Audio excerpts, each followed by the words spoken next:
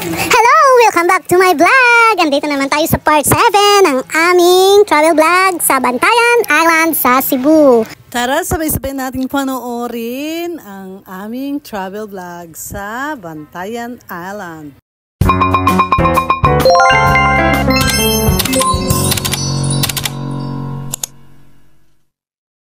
At ayun na nga, pagkatapos namin sa Ogtong Cave naligo doon sa kanilang beach, ay nandito na naman kami sa Darroyans. Hindi naman kami dito naligo. Nag-sightseeing lang kami, nag-picture-picture, kumuha ng remembrance. Pero kung gusto mo talagang maligo dito, okay naman, pwede ka mag-dive dyan. Pero ingat lang, kasi mataas ang kanilang cliff dyan. Mas maganda talaga maligo dyan kapag high tide, kasi nga malalim ang kanilang tubig dyan.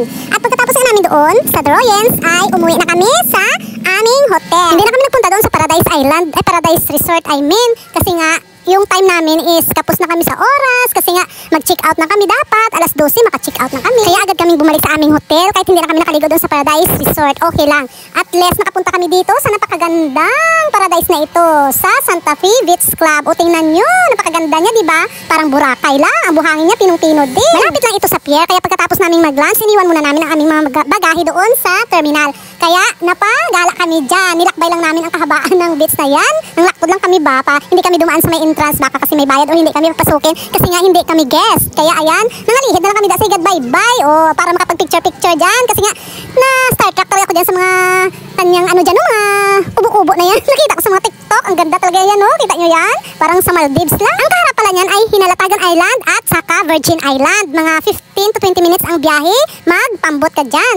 Makikita din dyan ang Kinatarkan Island, kaya lang medyo malayo ang biyahe niya, siguro nasa 1 hour or 1 hour and 30 minutes ganun. Mabuti na lang talaga at walang nagbabantay dyan sa resort na yan, kaya na lusot kami dyan, o diba? Ang mahal kasi ng ano nila dyan, ng room nila or ng hotel nila, kasi nga ang ganda naman talaga ng beach dyan. O tingnan nyo, para ka sa Boracay or sa Maldives, o diba ang kapal ng mukha namin para lang makapag-aura-aura dyan. Pero pagkatapos namin naman ay umorder kami ng halo-halo, kasi nga ayon sa namarites ko, ang sarap daw ng kanilang halo-halo dyan, kaya umorder na lang kami kahit mahal, para man makaupo kami dyan sa Bonita Hut na yan, o ang tawag dyan sa parang cottage nila. O ang ganda, o diba daw, anong tawag dyan daw, ang atop niya bala na napaka-aesthetic, o lang tawan nyo, o ang ganda, napaka-instagrammable.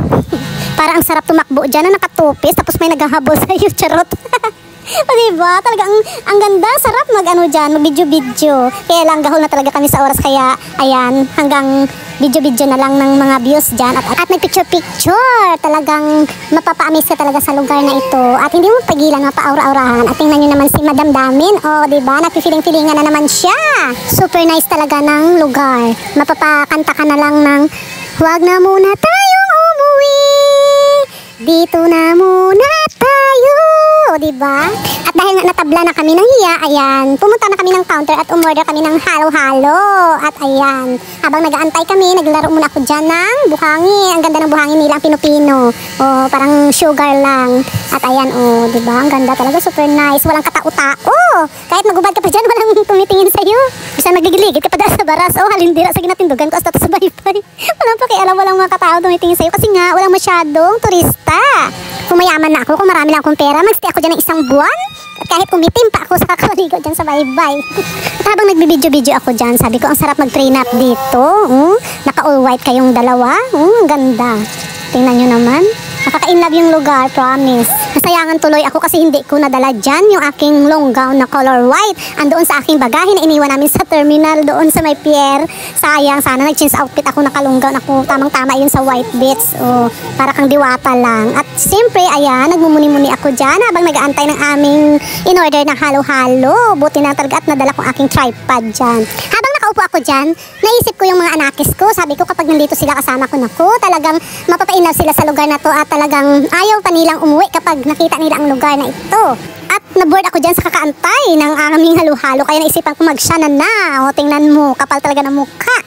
Basta may pagkakataon makapag-reels ako, hindi ko na pinalalagpas. Kaya nang tumigil ako nung dumating na aming halo-halo na in-order. At talagang napakasarap na ang kanilang halo-halo. Totoo nga ang marites. Totoo nga ang chismis ng mga marites na ang sarap na ng kanilang halo-halo. Mapapa-order ka ulit, sobrang sarap. At nang matapos ko na ini ang aking halo-halo. At ayan, nag-iimot na naman si Madam Daming dyan. Kumukuha na naman ng video-video. Hindi ko alam kung ano nang ginagawa ko dyan. Basta nag-iimot-imot ako dyan kunwari for the reels ba. So paano? Hanggang dito na lang muna ang ating part 7. Abangan nyo na lang ang ganap sa aming travel vlog sa Bantayan sa part 8. Siguro last na ata yung part 8 na yon. Kasi nga papauwi na kami dyan. Thank you for watching! Ang buta nung ginapaminsaya, siguro ang mga kautangan niya pagkatapos na mag-travel dyan.